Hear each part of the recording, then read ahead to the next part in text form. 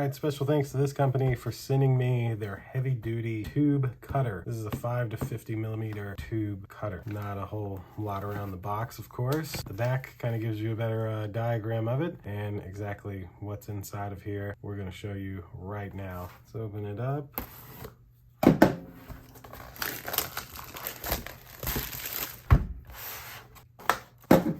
All right, so there is the actual tube cutter. Wow, that spins it up. Huh, very interesting. I've never used one of these, to be, of course, honest. I don't fully know what I'm really looking at, but this goes way down here as well.